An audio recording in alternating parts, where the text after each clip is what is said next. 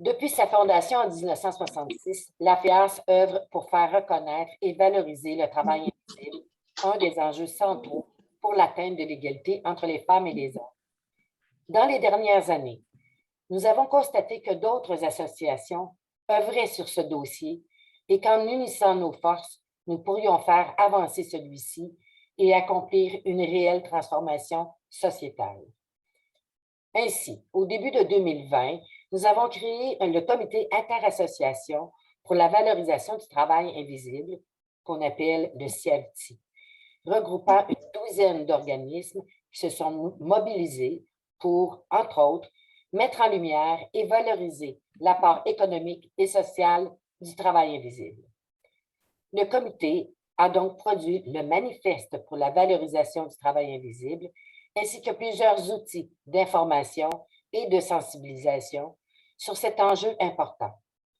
Vous trouverez tous ces éléments sur le site Internet www.travailinvisible.ca. Le travail non rémunéré est dit invisible, car il n'est pas reconnu à sa juste valeur. Il est directement lié aux rôles sociaux traditionnellement dévolus aux femmes. Pour la FEAS et le CIAVTI, ce travail invisible est un travail effectué sans rémunération ou sous-rémunéré, comme celui effectué au sein de la famille ou par des personnes proches aidantes, comprenant toutes les tâches domestiques et les soins aux personnes. Le travail effectué au sein de l'entreprise familiale, celui effectué comme bénévole pour diverses organisations, le travail effectué dans le cadre d'un stage non rémunéré, et j'en passe. Encore aujourd'hui, ce travail, pris pour acquis et non reconnu, est majoritairement effectué par les femmes, ce qui les pénalise dans leur épanouissement personnel, professionnel, social et économique, tout en augmentant le risque pour celles-ci de se retrouver en situation de précarité et de vivre dans la pauvreté tout au long de leur vie. Depuis le début de la pandémie, une charge additionnelle est tombée sur les épaules des femmes, plus lourde qu'en temps normal, et pour laquelle personne n'était préparé.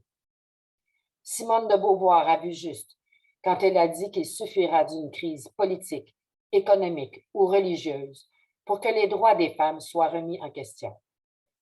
Nous n'aurions pas pu penser que ce serait une crise sanitaire qui provoquerait un tel recul. Aujourd'hui, nous soulignons la 22e édition de la Journée du travail invisible. Cette initiative de la FEAS vise à rappeler au gouvernement et à la société l'importance de reconnaître ce travail accompli par les parents, les personnes proches aidantes et les bénévoles, parce que le travail invisible, ça compte. Bonne journée du travail invisible. Merci. Merci beaucoup, Lise. Donc, voilà, en effet, le travail invisible doit être mieux reconnu et valorisé puisqu'il est vraiment essentiel au fonctionnement de notre société. Je me permets de vous présenter quelques petites statistiques parce qu'on a des nouvelles informations qui viennent d'être partagées par Statistique Canada. Ça faisait, je pense, depuis 1995 qu'on n'avait pas des données comme ça de Statistique Canada, donc je vous les partage à l'instant. On apprend que le travail ménager non rémunéré au Canada a augmenté dans les dernières années pour se chiffrer à 860,2 milliards de dollars en 2019 ou 37,2 % du PIB, ce qui est supérieur à la contribution totale des secteurs de la fabrication, du commerce de gros et du commerce de détail. Par personne, au Canada, ça équivaut à environ 34 370 $ annuellement. Donc, c'est immense. C'est aussi crucial d'opérer un changement sociétal afin que la répartition de ce travail invisible-là soit plus égalitaire entre les femmes et les hommes. En 2015, les femmes effectuaient en moyenne 3,6 heures de travail invisible par jour contre 2,4 heures par jour pour les hommes. Ça équivaut à presque 11 semaines de 40 heures annuellement, juste la différence entre les hommes et les femmes. Et si on regarde la quantité totale de temps accordé au travail invisible par les femmes annuellement, ça équivaut à peu près 35 semaines de 40 heures de travail invisible par année. Et là, on ne parle même pas de charge mentale. Donc, c'était mes petites informations que je voulais, les données que je voulais vous partager. J'espère que ça vous choque. Peut-être que ça ne vous surprend pas. Donc, voilà. Maintenant, on va commencer la partie panel. Comme je l'ai dit, il va y avoir une période de questions à la fin. Donc, on vous demanderait de garder vos questions pour la fin. Et comme je le disais également, malheureusement, Paul Robitaille et Geneviève Hébert nous ont avisé qu'elles ne pourront pas être avec nous aujourd'hui, mais nous avons la chance de recevoir aujourd'hui 2 femmes au parcours vraiment impressionnant. On sait que la politique est un domaine qui est exigeant et dans lequel les femmes font encore face à de nombreux obstacles, notamment le travail invisible. Donc, je veux d'abord remercier très chaleureusement nos 2 panélistes d'avoir accepté notre invitation et d'être ici avec nous aujourd'hui pour échanger sur la question et également pour leur flexibilité d'être prête à s'adapter là, avec les petits imprévus qui sont survenus. Donc, je vous les présente sans plus tarder. Madame Mégane Perry-Melançon du Parti québécois. Elle est députée de Gaspé et porte-parole du 3e groupe d'opposition en matière d'économie et de relance, ainsi qu'en matière de conditions féminines. Je vous présente... Bonjour. Je vous présente aussi Mme Catherine Dorion de Québec solidaire. Elle est députée de Tachereau, porte-parole du 2e groupe d'opposition en matière de culture et de communication, en matière de solidarité sociale et en matière de lutte contre l'itinérance. Bonjour. Merci d'être ici. Évidemment, je vous ai fait un mini aperçu de leur rôle, mais elles font bien d'autres choses également. Également, je dois vous avertir que Mme Perry-Melançon va devoir nous quitter à 12h30, mais elle a eu la gentillesse d'accepter de participer au panel pour la première moitié là, de l'activité. Donc, voilà, j'aimerais finalement préciser qu'il ne s'agit pas d'un débat politique. On veut connaître les points de vue de nos panélistes en tant que femmes impliquées en politique et sensibles à l'enjeu du travail invisible. Donc, voilà, j'ai fini mes avertissements. Sans plus tarder, on se lance avec la première question qui est adressée à Mégane Perry-Melançon. En mars 2020, le Cercle des femmes parlementaires a rédigé et déposé une motion pour la reconnaissance du travail invisible accompli par les femmes. Quels ont été les éléments déclencheurs, donc les raisons qui vous ont amené à rédiger et à déposer cette motion et pourquoi cela vous a semblé important? Bien, merci pour la question. Je souhaite à mon tour saluer l'ensemble des participantes à cette activité, également ma collègue députée également de Tachereau, Catherine Orion. Et en fait, vous remercier pour la belle activité. Le Cercle des femmes parlementaires, ben, on est de toutes les formations politiques. On se regroupe. On a un comité directeur qui travaille toutes sortes d'activités. On a eu notamment une formation sur qu'est-ce que l'ADS plus l'analyse différenciée selon les sexes et tout ça. Donc, on reçoit des conférencières aussi là, sur différentes thématiques. Et bien, on essaie toujours de faire notre place là, dans les débats qui concernent la condition féminine. Et on cherchait à mettre en valeur, finalement, ou mettre en évidence une réalité qui est connue chez les femmes, mais peut-être moins connue dans l'ensemble de la société. Et c'était là, pour souligner la Journée internationale du droit des femmes le 8 mars 2020, il y a 2 ans, juste avant la pandémie. Et on avait déjà des réalités concernant le travail invisible, mais vous l'avez bien dit, qui s'est exacerbé avec la crise sanitaire qu'on connaît actuellement. Et ben, est venu ce sujet-là, le travail invisible non rémunéré et la charge mentale, étant donné que ben, on avait rencontré plusieurs députés d'entre nous, là, des cercles des femmes, en fait des comités, des regroupements pour femmes un peu partout au Québec qui faisaient une démarche de sensibilisation. Vous étiez probablement investi là, dans cette démarche-là, la FEAS, et ben, est venue totalement de façon naturelle là, la nécessité de déposer une motion pour sensibiliser, vraiment dans l'optique de sensibiliser tous les parlementaires à ce sujet-là. Et on a décortiqué un peu quel genre de travail invisible se fait chez les femmes, qu'est-ce que ça a comme place et que ça peut avoir même un effet d'appauvrissement chez plusieurs d'entre elles. Alors, et on terminait la motion en s'engageant finalement à prendre en considération la nécessité d'une répartition plus équitable de la charge mentale et des tâches liées aux soins des enfants et des proches lors de l'élaboration de politiques publiques. et qu'on demande au gouvernement finalement de s'engager à valoriser toute forme de travail invisible et de prendre les mesures nécessaires afin de contrer les stéréotypes qui perpétuent l'iniquité homme-femme dans ces tâches invisibles. Donc, on aura l'occasion de revenir sur les impacts que ça a eu, cette motion, concrètement, mais l'idée était vraiment de sensibiliser puis qu'on aille chercher le maximum dans les politiques publiques, finalement, pour prendre en considération là, tout ce qui est fait et qui n'est pas ni valorisé ni rémunéré et qui, finalement, permet à l'État d'économiser beaucoup. Donc, des organisations, des institutions qui vont aller chercher l'aide de bénévoles et donc qui vont pouvoir réduire les salaires ou avoir moins besoin de dépenser en tant qu'institution. Alors, il faut le reconnaître et on avait des chiffres à ce moment-là, en 2020, de 86 milliards de dollars qui coûterait à l'État québécois si on rémunérait à 15 $ de l'heure le travail des femmes. Alors, c'est considérable et je pense qu'il faut se le rappeler tous les jours, toutes les journées qu'on a sur le travail invisible à chaque année. C'est un plaisir de le rappeler. Donc, ça a été un petit peu plus long, là, le préambule, mais je vais raccourcir le temps pour les prochaines questions. Super, ben merci beaucoup. Ça fait du bien, c'est encourageant de voir là, que ces préoccupations-là sont amenées dans la sphère politique. Donc, merci pour ce travail-là. La prochaine question est pour Catherine Dorion. Quels sont les éléments structurels, sociaux et culturels en place dans notre société, selon vous, qui causent ou exacerbent les inégalités en ce qui concerne la répartition du travail invisible au sein des familles, mais aussi entre les différents acteurs de la société, donc individus, organisations, entreprises et gouvernements? Allô, salut tout le monde. C'est le fun pour moi de prendre cette pause-là puis de jaser parce que c'est ça qu'on fait. On discute, on n'est pas dans des négociations, on n'est pas dans des transferts d'informations. Et ces zones-là sont vraiment importantes. Puis je salue vraiment le travail de la FEAS pour ça. Oui, il y a un moment de sensibilisation pour toute cause. Puis vous avez pris sur vous de faire ça. Fait que je vous salue. Je salue votre travail. La question est très intello, quels sont les éléments structurels qui font ça? Moi, ce que je vois, c'est que je reverrai un peu la question à l'envers. C'est qu'on a, de tout temps dans l'humanité, les humains se sont organisés et ont divisé le travail d'une manière qui était culturelle. Donc, dans la culture disait, toi, tu fais ci, toi, tu fais ça.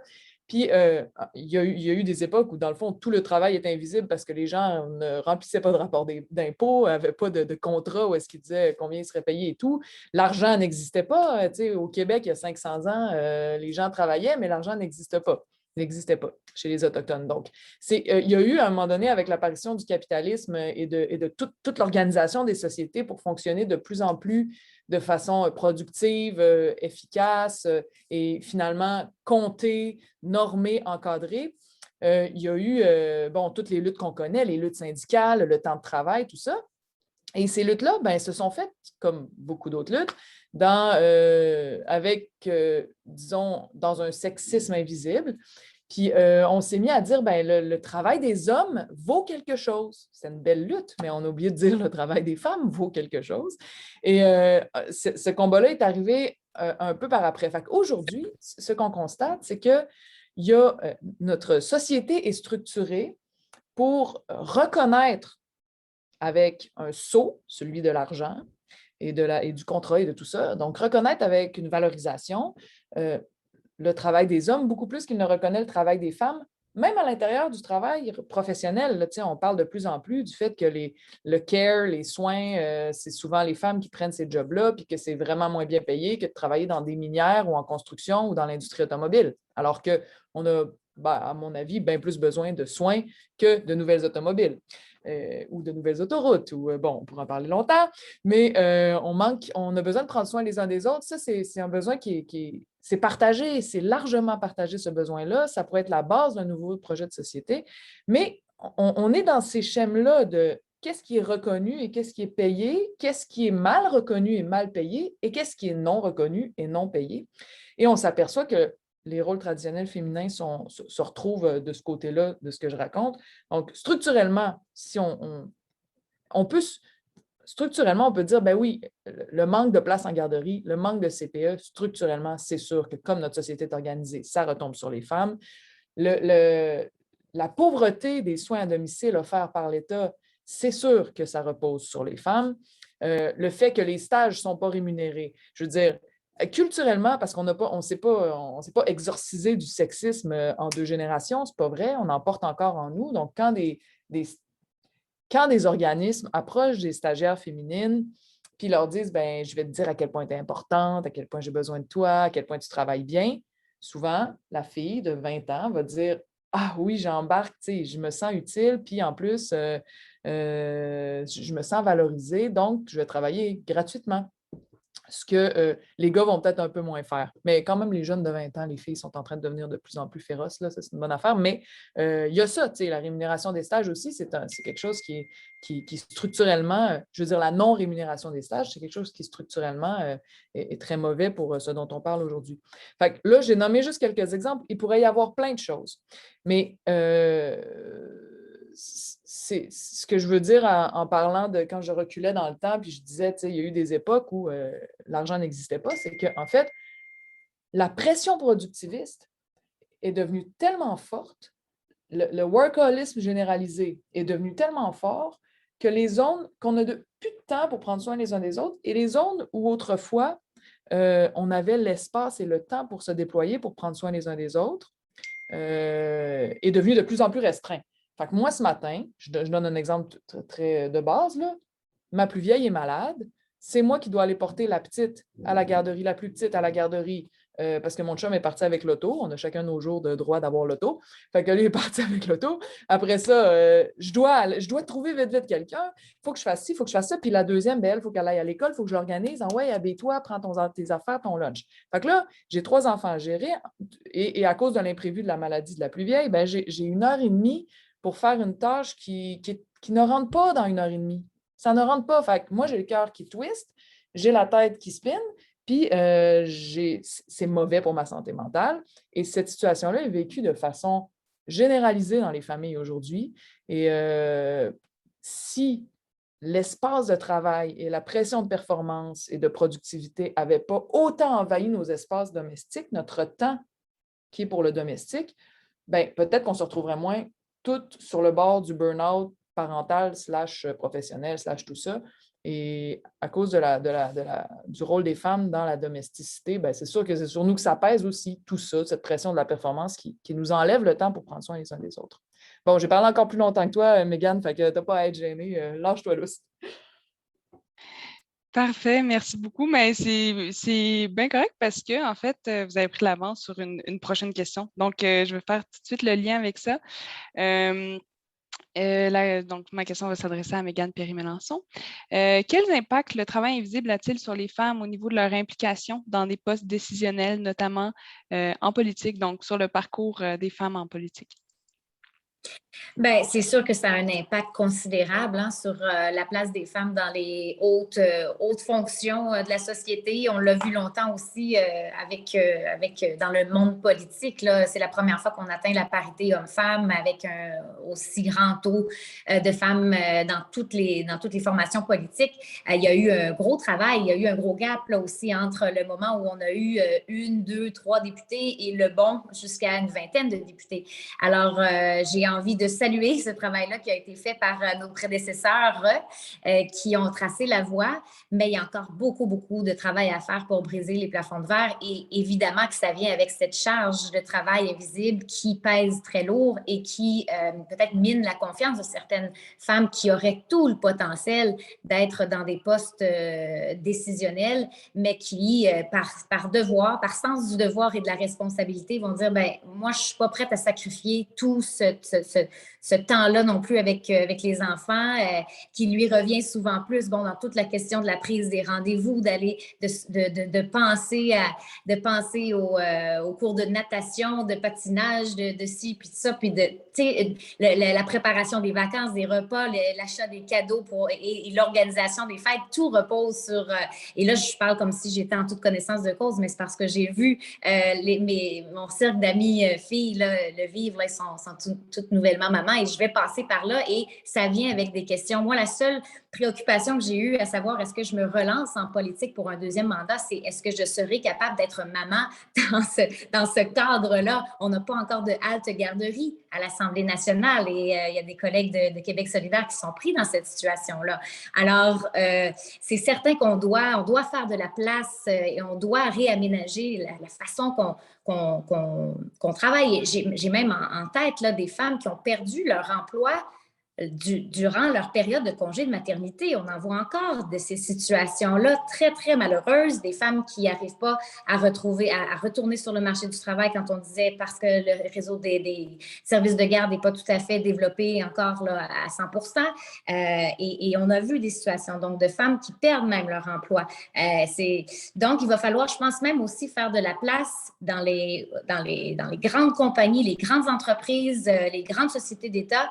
Eh bien, il faudra aussi avoir une meilleure conciliation pour les hommes. Eux aussi, il faut je pense qu'ils veulent de plus en plus s'impliquer dans leur rôle de parents, de proches aidants aussi pour certains, mais il faut que les employeurs aussi leur permettent de jouer ce rôle-là. Alors, un gros travail, je pense, à faire pour amener la société à mieux s'adapter aux réalités d'aujourd'hui, même si ce n'est pas d'hier, là, le rôle des femmes et la charge mentale est invisible, mais tout de même, on a beaucoup encore à faire pour avoir plus de femmes impliquées dans des postes de haute fonction. Parfait, merci beaucoup. Maintenant, Catherine Dorion, est-ce que vous en avez déjà glissé un mot là, sur votre exemple aujourd'hui de jongler avec toutes les tâches de travail invisible? Est-ce que vous pourriez nous dire un mot sur la façon dont le travail invisible a eu un impact sur votre parcours en politique là, personnellement?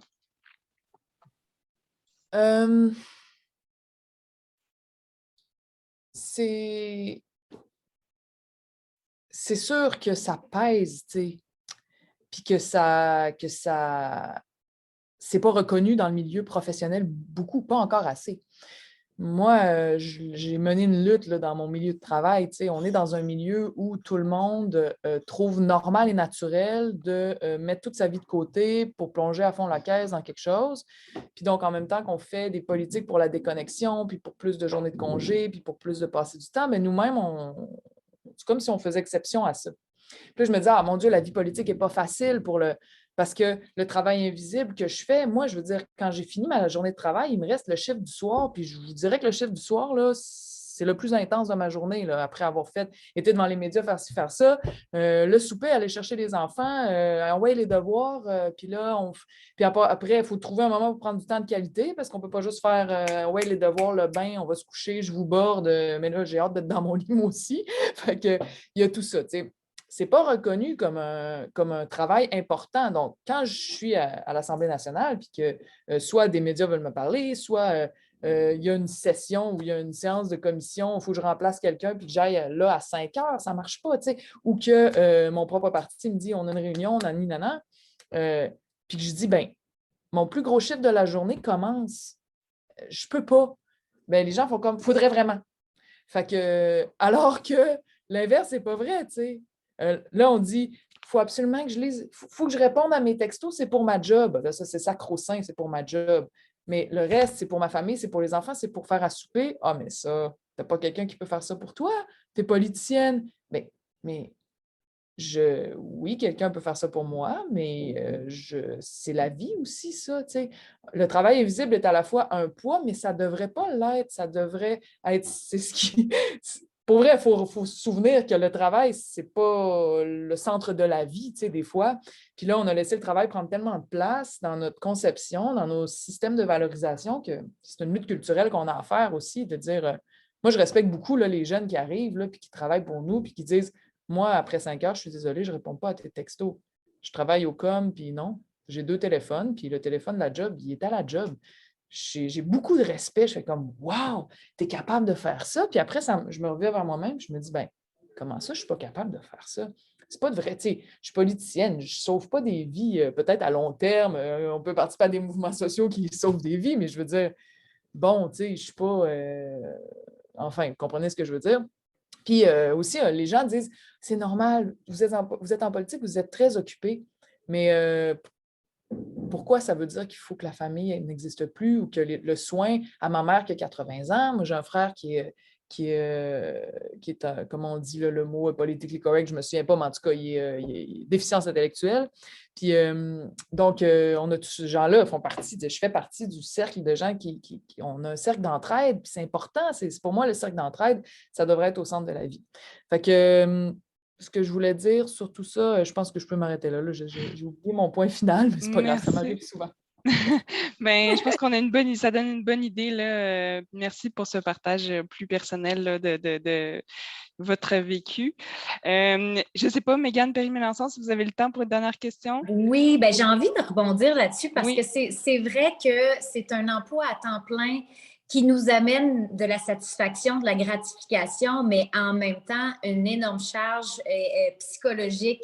Il y a beaucoup d'anxiété qui vient avec ça parce qu'on finit toujours par essayer de rentrer ça dans un calendrier qui est déjà plein à craquer. Donc, c'est ça qui est malheureux dans tout ça. Puis, deuxième point qui me vient en tête, c'est que c'est vrai que c'est beau un employé qui est capable de mettre ses limites, mais c'est vrai que c'est pas encore vraiment valorisé parce qu'on n'arrête pas de dire que la plus jeune génération, elle travaille pas, elle. Elle n'en fait pas assez. Puis, tout le monde, on tape un peu sur la nouvelle génération qui met ses limites puis qui se dit c'est pas à 60 ans que je veux commencer à vivre ma vie, c'est maintenant.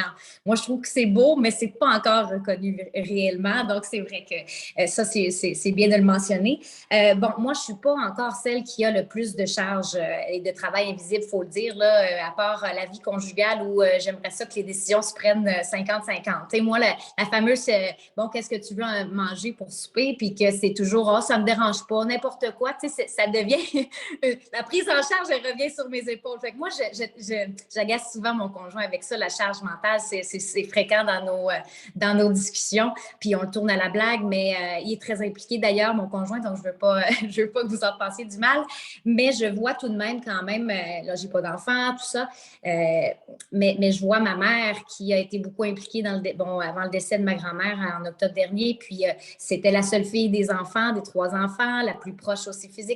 Donc, c'est elle qui a, ça fait des années là, qu'elle s'occupe de la diète sans sel de ma grand-mère et tout ce que ça implique d'être proche d'une personne en perte d'autonomie, mais qui veut encore demeurer à la maison. Donc, ça, c'est beaucoup aussi dans les débats de société, là, la question d'avoir plus d'aide à domicile. C'est sûr que c'est inévitable pour qu'on s'enlève cette charge et ce travail invisible-là non rémunéré. C'est évident que pour moi, ça, c'est un des enjeux qu'il faut regarder et mettre de l'avant au maximum. Donc, on parlait des services de garde, mais aussi vraiment la question de la proche aidance. Pour moi, c'est fondamental.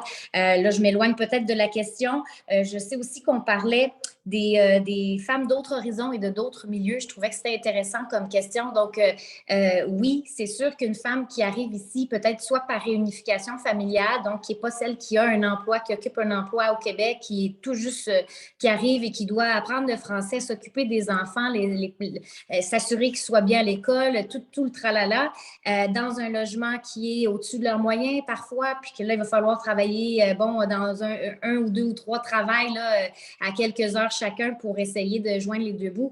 Il y a de la détresse aussi chez les personnes immigrantes et les femmes, et même, je pense, chez les enfants de ces femmes immigrantes-là. J'ai une amie qui est panamienne et je pense que depuis son secondaire, qu'elle s'occupe de la paperasse d'immigration de l'oncle, du cousin, de toute la famille élargie. Puis, il y a des je pense, des enfants issus de familles immigrantes aussi qui ont une pression énorme et c'est surtout, j'imagine, les jeunes filles qui vont prendre cette charge-là.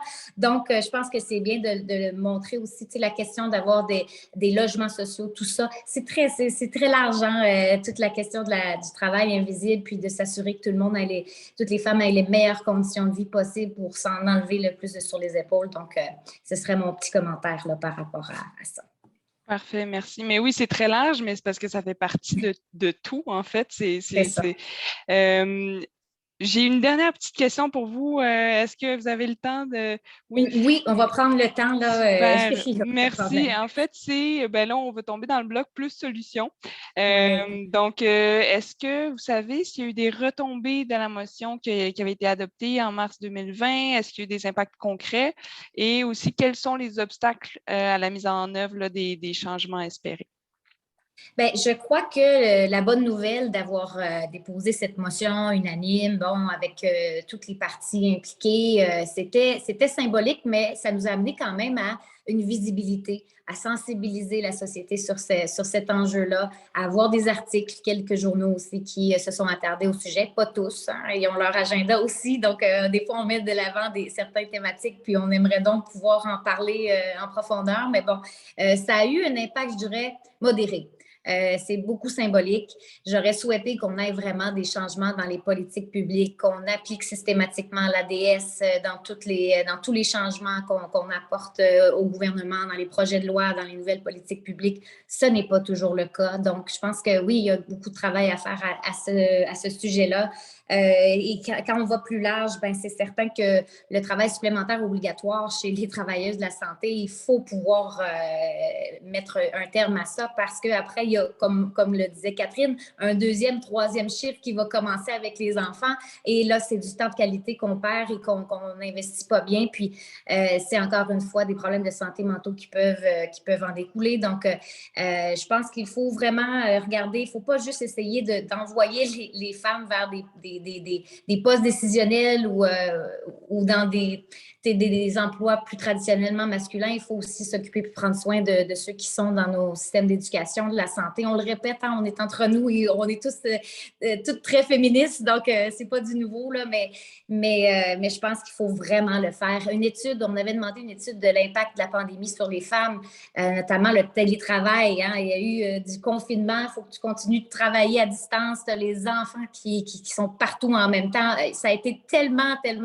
discuté là, dans mon cercle d'amis, puis il n'y a rien qui a été évalué par rapport à ça, puis qu'est-ce qu'on peut faire pour améliorer les conditions de télétravail, bon, parce que ça va devenir plus, ça va vraiment s'implanter là, de façon plus officielle. Donc, il faut qu'on puisse toujours prendre en considération quels sont les impacts chez les femmes sur toutes les politiques publiques.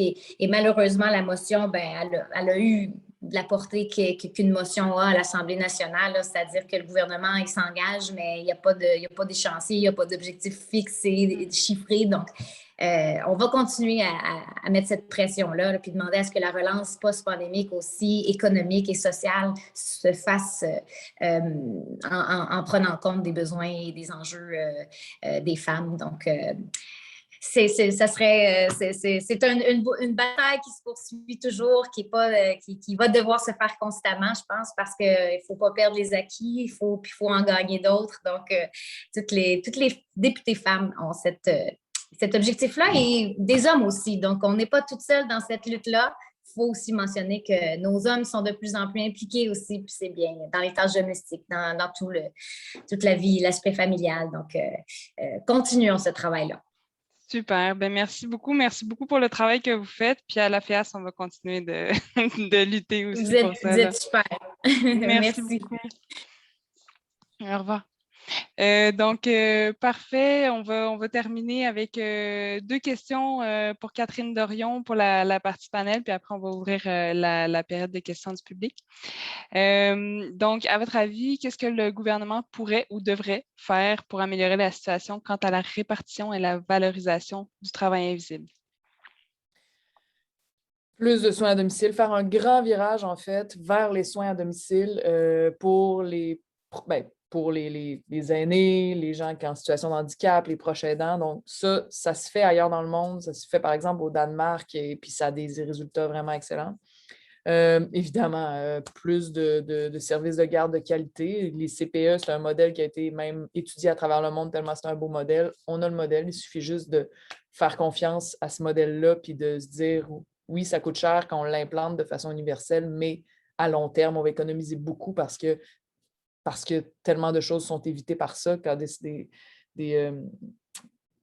services de garde à la petite enfance de qualité, ben, ça fait moins de problèmes sociaux plus tard, moins de troubles de développement, moins de troubles à l'école aussi. Fait que c'est des économies à long terme. Plus de congés payés, plus de congés fériés. Ça, je veux dire, quelqu'un qui travaille comme un fou, puis qui a 2 semaines de vacances par année, que ce soit un homme ou une femme, là, ceci dit, ça rend difficile le fait de s'engager dans la famille, dans tout ce qu'on appelle, tout ce qui se cache dans le travail invisible, finalement. Fait que ça rend ce travail-là invisible encore moins valorisé parce que c'est comme si on dit, on met de la pression sur l'idée que ce n'est pas du travail, que ce n'est pas essentiel, que tu feras ça si tu as le temps. Mais en fait, ce n'est pas un surplus, c'est un besoin fondamental d'avoir des gens qui prennent soin de nous et nous, de pouvoir prendre soin de ceux qu'on aime, de ceux qui nous entourent. J'ai parlé tantôt de rémunération des stages. Les congés parentaux, pourquoi les femmes ont plus de semaines que les hommes? Je comprends qu'on accouche, je comprends qu'on allaite et tout ça, pour celles qui le font, mais on a besoin de donner des congés qui ne vont appartenir qu'aux hommes et qui ne seront pas genre, ah ben si tu ne le prends pas, la femme va le prendre. Parce que culturellement, ce qui arrive, c'est qu'on est avec l'idée que, ah ben, l'homme gagne souvent plus cher, la femme, de toute façon, elle a envie de rester avec son bébé, fait que je vais te donner mes semaines. Non, il faudrait qu'il y ait des semaines obligatoires rajoutées qui ne sont prenables que par les hommes, comme ça se voit dans certains pays scandinaves, où on est tout tanné des pays scandinaves, hein, c'est toujours eux autres l'exemple, mais enfin, où là, les hommes se disent, ben, si je ne prends pas ces semaines-là de plus, je les perds. Puis, donc, je vais les prendre. Fait que puis ça a été prouvé, là, c'est scientifiquement, là, dans le comment tu élèves ton bébé, là, il y a une zone de ton cerveau qui se développe et qui s'active quand tu es toujours près d'un bébé. Puis c'est une espèce de souci ou de genre de Bluetooth entre toi et le bébé qui se crée, qui fait que tu sais toujours pourquoi il pleure, tu sais c'est quoi son besoin, tu sais si, ça. Si après 2 semaines de congé ou 4 semaines, 5 semaines, le papa dit j'ai pris mes semaines, je m'en vais travailler, de toute façon, ma blonde est contente, c'est elle qui s'en occupe, il développe moins cette partie-là. Puis là, dans le soin à l'enfant, à partir du début, la mère va toujours savoir un peu plus. Fait qu'elle va toujours prendre de court le père pour dire « Ah, moi, je sais c'est quoi qu'il faut faire. » Fait qu'elle va le faire. Fait que lui, il va dire « Ah, elle le sait. Fait que je vais la laisser faire. » Fait que ça va jusque dans le choix du souper quand l'enfant il a 5-6 ans. Là, ça va très loin, ça. Dans le choix des vêtements à acheter, dans le choix des activités à choisir pour le parascolaire, dans ci, dans ça. Fait que c'est comme une inégalité qui se creuse à mesure que la relation père-enfant se développe. Ça, on peut réorienter ça à la base en disant au père « Profites-en donc. Tu as l'espace. » Vis cette expérience-là. Prends confiance en toi comme père, développe ta relation avec ton bébé, tu peux le faire aussi. Puis ça permet aussi à la société, si on avait des congés parentaux plus longs, non, en plus on a de la misère avec les garderies, là, mais mettons donc des congés parentaux plus longs. Si pour les 2 parents, il y a des congés parentaux plus longs, bien, ça fait aussi que le père dans l'espace public avec son bébé, non seulement il développe une vraie relation différente avec son enfant, mais en plus, on va le voir plus en congé parental dans les parcs, un peu partout. Il va contribuer à déconstruire cette espèce d'automatisme-là qu'on a de « Ah, ben les petits bébés, c'est les filles, ça. » Puis quand il sera plus vieux, là, peut-être le papa va s'intéresser à lui ou ce sera l'occasion. Non, non. Dès le début, valoriser cette présence des pères dans tout ce qui est le travail invisible pour briser l'inégalité finalement. Et peut-être que, puis là, ça se peut que ça prenne du temps, mais peut-être que ce genre de politique-là, là, j'ai nommé juste des exemples, mais ce genre de politique-là va faire en sorte que ces papas-là, qui ont 30 ans aujourd'hui, bien, quand va venir le temps de prendre soin de leur mère, de leur père, parce qu'ils sont en perte d'autonomie ou juste ils ont des besoins parce qu'ils vieillissent tout simplement, ils vont avoir développé aussi cet espace-là dans le travail invisible, de dire « Ah, ben c'est aussi ma job, c'est aussi moi, c'est pas juste ma sœur qui doit prendre soin de notre mère. » Pourquoi? Ça transforme un peu les mentalités, puis on a besoin de jouer là-dessus. On a besoin de jouer, bien sûr, sur des législations, sur des programmes, comme j'ai nommé en exemple, mais je trouve que ce qui est fertile, c'est de jouer sur des programmes et de la législation qui peut transformer la culture ou donner un coup de pouce à cette transformation culturelle-là, parce que c'est dans nos têtes aussi. Moi, je suis mère de 3 enfants, puis à chaque fois, il a fallu que je me parle pour me dire « Laisse-lui de la place, c'est pas à moi de tout faire. » Puis, bon, voilà, maintenant que je suis députée, c'est lui qui m'épaule énormément. Et là, j'ai bien hâte de reprendre un peu plus de place dans la domesticité. Mais voilà. Parfait, merci beaucoup. Donc, pour enchaîner, dans le fond, sur la dernière question, je pense que le lien est vraiment là. Ce serait quoi les prochaines étapes? Comment on fait pour aller plus loin, nous, en tant qu'individus, qu'organisation? Qu'est-ce qu'on peut faire pour mettre en œuvre ces changements-là? C'est sûr que nous, on fait un peu du mieux qu'on peut avec les stratégies qu'on a, mais si vous avez des pistes aussi, là, des conseils, comment on peut se mobiliser de façon efficace, là, Ben, l'enjeu est encore niché. C'est un enjeu qui est très discuté dans les groupes féministes, dans les groupes militants, dans certains groupes de gauche aussi, pour rétablir un équilibre, mais ça demeure encore niché. Puis si des fois on arrive à en faire parler dans les médias, c'est souvent passager, puis ça repart. Puis je pense que le travail de sensibilisation que vous faites, que vous vous êtes mis sur les épaules de faire finalement, est important parce qu'il faut que les gens en prennent conscience. Il y a beaucoup de monde qui n'ont jamais entendu parler. Il y en a qui en ont déjà entendu parler, mais qui ne le voient pas comment ça s'applique à leur propre vie.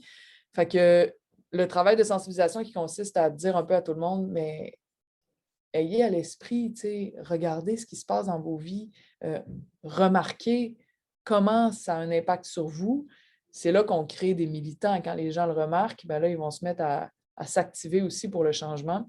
Puis donc, sensibilisation, oui, pousser pour des choses plus concrètes comme une certaine forme de législation qui peut faire avancer ça. Puis aussi l'activisme très individuel, là. Moi, je suis un gros trip de gang, mais en même temps, l'activisme très individuel de dire je serai le changement que je veux voir dans le monde. Fait que quand dans ma vie, je m'aperçois que je suis que, par exemple, le travail me vole tout mon temps pour effectuer ce travail-là invisible, puis que je le dévalorise moi-même face à mes employeurs, face à ceux avec qui je travaille, que j'ai de la misère à me battre pour, le faire. Puis, comme je disais tantôt, la personne qui dit, moi, à partir de 5 heures, je suis avec ma famille, je ne suis plus au travail, arrêtez de je ne recevrai même pas vos textos. Ça crée quelque chose, ça a un impact autour de lui. Les gens font comme, ah, il y a une admiration qui vient souvent. Il peut y avoir d'autres mondes qui n'aiment pas ça, mais c'est une forme d'activisme aussi. Et on peut participer en ce mouvement-là en mettant en pratique certaines choses qu'on professe, puis en étant fier, en parlant, puis en publicisant même ces choix-là. Fait que voilà, je suis bien gros dans le changement de la culture. J'aimerais ça qu'il y ait puisse avoir une recette magique pour faire en sorte que tout ça soit réglé dans 10 ans, mais malheureusement, je pense que ça va être encore long. C'est bon, on va continuer à taper sur le clou. C'est vrai, les changements de mentalité culturelle, tout ça, ça prend du temps, mais je pense qu'au moins, on est sur la bonne voie, donc on va continuer avec ça. Merci beaucoup pour vos réponses super éclairantes. Merci d'être resté jusqu'à la fin. On va passer à la période de questions. Donc, on va prendre un petit 15 minutes de questions. Mesdames, je vous invite à poser vos questions dans le chat ou bien en levant votre main. Donc, pour lever la main, il y a un petit bouton réaction au bas de votre écran. C'est comme un petit bonhomme sourire. Si vous cliquez là-dessus, il y a une petite main que vous pouvez lever. On va vous accorder la parole. On vous demanderait de vous limiter à des questions qui portent sur le travail invisible ou les enjeux liés au travail invisible. Et aussi, si possible, de garder vos interventions. Faire plus des questions que des longs témoignages, mais si vous voulez faire des courts témoignages, ça va être correct aussi. Donc, on a une première question. Eladji Malik Silla. Veuillez activer votre micro. Donc, bonsoir. Bonjour. Je suis à 16h à l'heure de Dakar. Donc, je m'appelle Eladji Malik Silla. Je suis docteur en géographie et chargé de recherche au Centre africain de recherche sur la population et la santé. Donc, moi, c'est en faisant une revue de la littérature sur le travail invisible des femmes que j'ai vu que votre structure travaille sur cette thématique-là, qui nous intéresse nous aussi à EPITRC. Et j'avais décidé donc de vous contacter et donc merci pour l'invitation. Donc, nous, dans le contexte des pays africains, on dit que avec la religion, que la femme doit travailler au niveau de la maison et c'est ça qui va la garantir donc son paradis. Il y a dans quelques années où on dit que c'est le mari qui est le garant donc du paradis de la femme. D'autres sociétés aussi Wolof, on te dit que quand la femme travaille dur dans la maison familiale, elle a la chance d'avoir des enfants qui vont réussir dans la vie. Donc, ce sont des conceptions un peu sociologiques qui fondent donc le travail invisible des femmes. Est-ce qu'il y a cette conception-là au niveau donc des pays occidentaux ou bien des pays comme le Canada? Ou bien est-ce que vous avez d'autres conceptions qui fondent donc ce travail-là? Donc, c'est ça donc, ma question. Et je vous remercie aussi pour l'invitation. Merci. Est-ce que, Catherine Dorion, vous avez une réponse à cette question? Ben, je vous dirais que merci pour la question. C'est intéressant, je trouve, que vous posiez cette question-là parce que on est dans une culture sociopolitique où ce que vous venez de dire, là, ces croyances-là où la femme, si elle est à la maison, elle va aller au paradis, puis ses enfants vont bien aller, où ça, ce serait plus politically correct de dire ça. Tu sais, je veux dire, tout le monde dirait que c'est une vision qui n'a plus sa place, que les femmes dire que la place de la femme, c'est à la maison. Pour nous ici, ça nous apparaît comme dépassé, ça sonne un peu archaïque, tout ça, et maintenant, c'est autre chose. Puis les femmes étant considérées comme l'égale des hommes, ben, elles vont faire leur choix. Est-ce qu'elles veulent rester à la maison ou est-ce qu'elles veulent travailler? C'est à elles de décider. Et les hommes aussi peuvent faire le choix de rester à la maison, de plus en plus le font et tout ça. C'est la nouvelle vision qu'on a, la nouvelle vision qu'on considère comme correcte, donc celle qui est dans notre culture aujourd'hui, mais dans notre façon d'agir, c'est comme si on avait gardé un héritage de cette vision-là. La vision dont vous parlez, ça ressemble à celle qu'avaient nos grands-mères quand la religion était très présente, nos arrière-grands-mères et grands-pères quand la religion était très présente. Donc, c'est comme si on n'a pas décolonisé nos esprits des préceptes de cette religion-là. Et il reste des automatismes où, quand je suis avec mon chum, même si on est tous d'accord sur l'idée de liberté, d'égalité entre les sexes et dans les rôles, il y a des fois des automatismes qui sont inconscients, qui vont faire en sorte que je me sens plus responsable que lui, vu la façon dont on a été élevé. Parce que c'est pour ça que depuis tantôt, je parle de changement de culture, c'est que pour qu'il y ait une réelle égalité, il faut que chacun des deux sexes se sente légitime d'occuper chacun des rôles, tu sais, puis qu'ensuite, il y ait une liberté là-dedans. Parfait, merci beaucoup. Julie, je vois que tu as la main levée. Est-ce que c'est pour répondre ou est-ce que tu as une question? Non, c'était pour des questions qui sont apparues dans le clavardage. Oui, super. Denise Laprise, je ne sais pas, est-ce que vous vouliez prendre la parole ou vous voulez que je lise la question? Vous pouvez lire la question. Parfait. Donc, Madame Laprise demande, ça fait plusieurs décennies que nous parlons du travail invisible, à la FEAS entre autres. Comment s'y prendre pour qu'enfin un début de quelque chose s'initie pour marquer un changement visible? Elle dit, la FEAS a déjà demandé que le travail au foyer soit reconnu à la Régie des rentes. Rien n'avance. C'est à moi de répondre encore? Est-ce que vous allez... OK. Ben, si on peut aussi, j'ai demandé de main forte aussi à notre spécialiste des dossiers politiques, Hélène Cornelier. Donc, peut-être, Julie, tu peux la mettre en l'épingler si elle souhaite aussi répondre aux questions. C'est vrai, Catherine, vous êtes rendue toute seule pour répondre à toutes les questions. C'est surtout que vous en connaissez mieux que moi. Tu sais, moi, moi, je dirais, malheureusement, je sais que c'est plate à entendre, là, mais moi, je pense qu'il y a des améliorations qui se font. On entend de plus en plus parler du travail invisible. On voit que nos élus sont de plus en plus sensibilisés à ça. Donc, je pense que la réponse un peu plate, mais quand même réaliste, c'est qu'il faut continuer à cogner sur le clou. Puis plus on sensibilise les gens, aussi, Catherine en a parlé déjà, c'est au niveau du changement des mentalités, au niveau collectif, mais aussi individuel, que les choses vont changer un petit peu à petit peu, mais c'est ça, je pense que malheureusement, il n'y a pas de formule magique qui va permettre de régler le problème, là. Mais aussi, les changements sociaux, quand ça se fait, ça se transforme lentement, qui fait que quand on est dedans, on a de la difficulté souvent à voir le changement. Par contre, il y en a un changement social. Je veux dire, quand on regarde là où on était il y a 25 ans, j'ai l'impression il faut qu'on constate qu'il y a eu quand même des grandes transformations au niveau du travail invisible. Maintenant, c'est difficile de constater concrètement vu qu'on est tellement pris dedans, surtout à la FEAS. Tout à fait. Parfait. S'il n'y a pas d'autres éléments de réponse, on peut passer peut-être à la prochaine question. Moi, ce que j'ajouterais, c'est qu'effectivement, en 20 ans, 22 ans de campagne, par exemple, même si on s'occupait de ce dossier-là depuis 30 ans avant cette campagne-là, il y a eu l'évolution. La pandémie a rendu peut-être plus aiguë au niveau des familles aussi ce que ça voulait dire, mais même avant la pandémie, à preuve la mise sur pied de notre comité de partenaires, ce qui n'aurait pas été le cas il y a 5-6 ans, par exemple. Les partenaires n'étaient pas rendus là. Mais en ce qui concerne les avancées, au niveau des familles, il y a une sensibilisation individuelle. Pour beaucoup de femmes de couple, il y a cette discussion sur le partage des responsabilités de la charge mentale, mais pour beaucoup d'autres, la discussion ne se met pas en branle encore.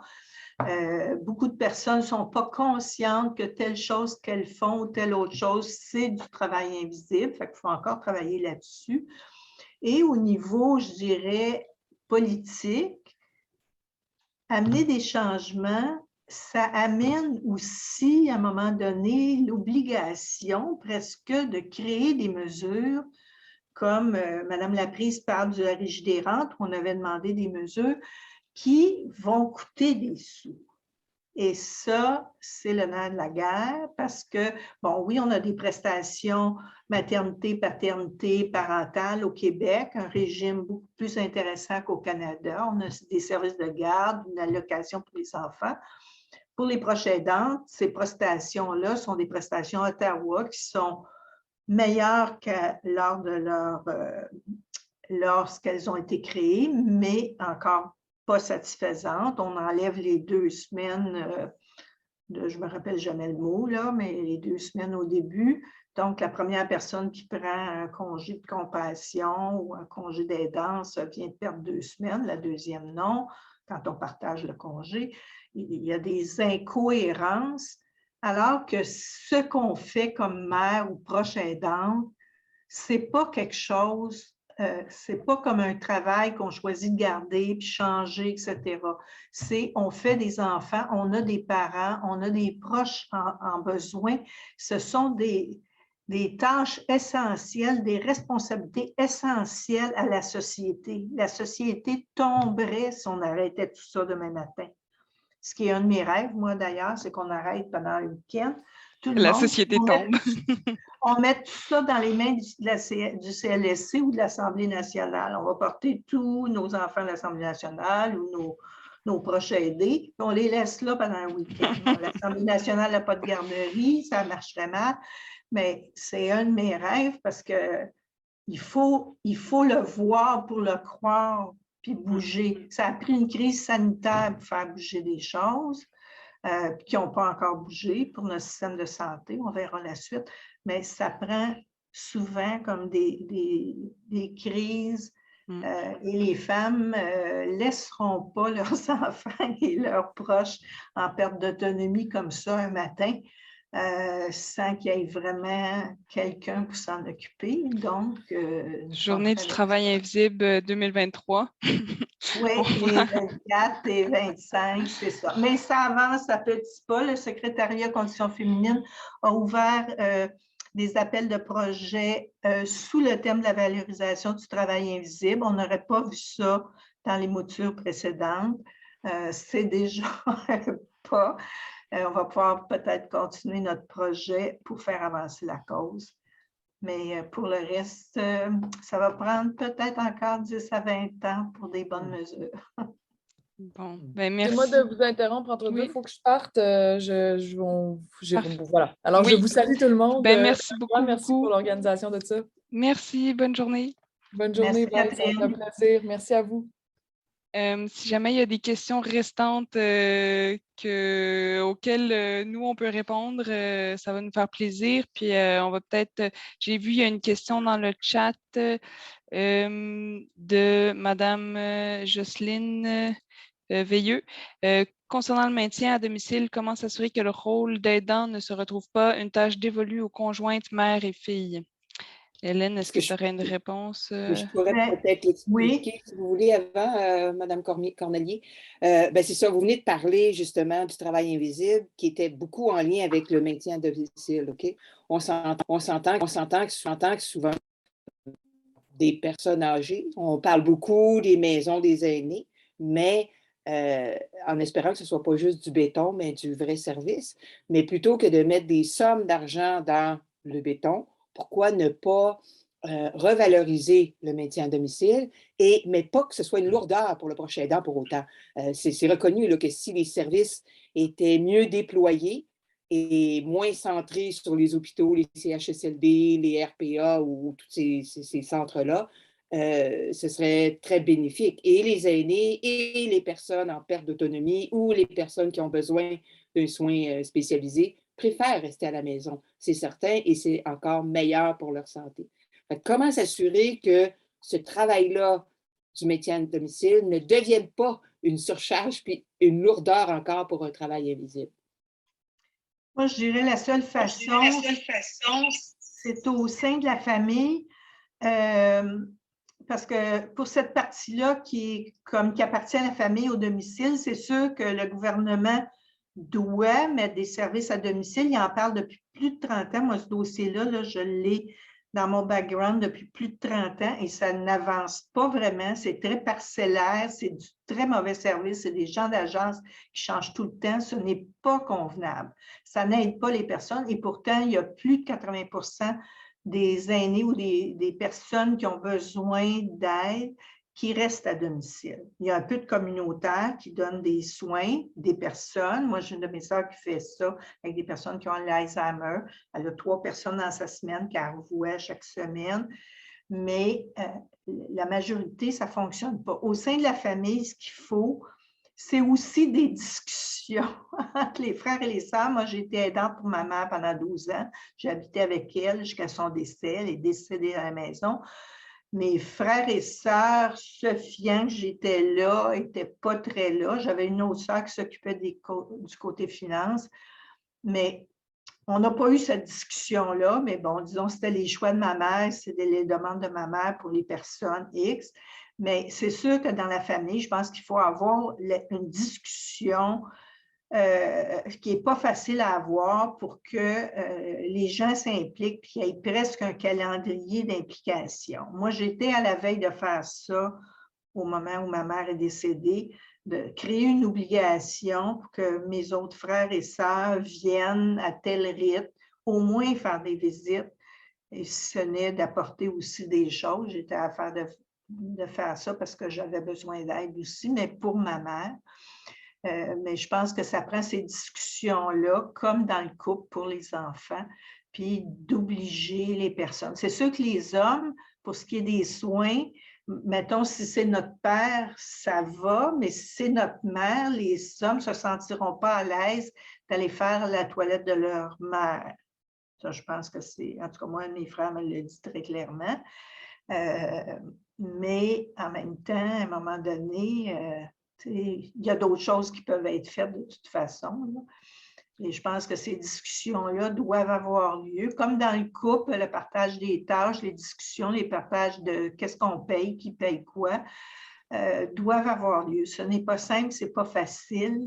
Moi, je n'ai pas eu ça dans ma vie et je ne l'aurais pas à l'âge où je suis rendue, mais c'est ça. Merci beaucoup, Hélène. Donc, on voit que c'est le travail invisible, c'est un enjeu complexe qu'on doit attaquer de plusieurs fronts, donc autant individuel, collectif, social, politique, etc. Mais je pense qu'on est sur la bonne voie, donc je pense qu'on va mettre fin à l'activité aujourd'hui parce qu'il est déjà 13 heures. J'aimerais remercier beaucoup tout le monde qui a participé à l'activité aujourd'hui. Merci Julie pour le support technique et merci Hélène pour les réponses aux questions. Donc, merci tout le monde d'avoir participé avec nous aujourd'hui pour souligner la journée du travail invisible. C'est un enjeu qui est vraiment essentiel à l'égalité de genre et on doit continuer de se mobiliser pour changer les choses. Si ce n'est pas déjà fait, je vous invite, je vous encourage fortement à aller signer notre manifeste pour la valorisation du travail invisible. Je vous mets le lien dans le chat. Et également, on vous rappelle qu'on fait une levée de fonds pour le regroupement québécois des centres d'aide et de lutte contre les agressions à caractère sexuel. Donc, tous les dons vont être mis 100% à l'organisme. Donc, on vous met également le lien ici pour faire un don si vous avez les moyens de le faire. Et c'est ça. Là-dessus, je vous souhaite une excellente journée du travail invisible et merci encore pour votre participation. Merci, Marianne, aussi pour l'animation. Merci.